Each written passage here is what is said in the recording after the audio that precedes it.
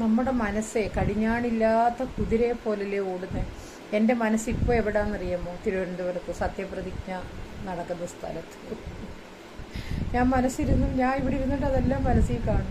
സത്യം പറയുകയാണെങ്കിൽ അല്ലേ, നമുക്ക് പൈസ വേണ്ട, ടിക്കറ്റ് എടുക്കണ്ട, പിന്നെ ആഹാരം കൊടുക്കണ്ട, ഒന്നും കൊടുക്കണ്ട, യാത്ര ചെയ്യണ്ട, എവിടെങ്കിലും ഒന്ന് ഇരുന്നാൽ മതി മനസ്സമാധാനത്തിൽ.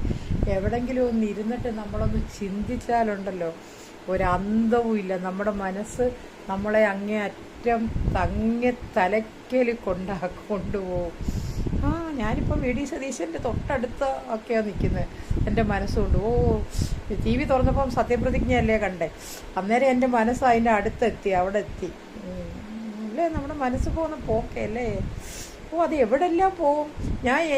ഞാൻ എൻ്റെ മനസ്സുകൊണ്ടുണ്ടല്ലേ ടിക്കറ്റ് എടുക്കാതെ ഈ ലോകത്തിൻ്റെ എല്ലാ കോണിലും പോവും. ഞാൻ എൻ്റെ സുഹൃത്തുക്കളുടെയൊക്കെ പോവും. ഞാൻ വീട്ടിൽ വെറുതെ ഇരിക്കുന്ന സമയത്ത് ഞാനിങ്ങനെ ഓരോന്ന് ആലോചിച്ച് അവിടെ എല്ലാം പോയിട്ട് വരും. നമ്മുടെ മനസ്സ് ഭയങ്കരമാണല്ലേ. ഞാനിപ്പോൾ സത്യപ്രതിജ്ഞാ ഹാളിലാണ്. ഞാൻ എല്ലാവരെയും കണ്ടും കേട്ടും ഒക്കെ ഇരിക്കുമോ അവിടെ.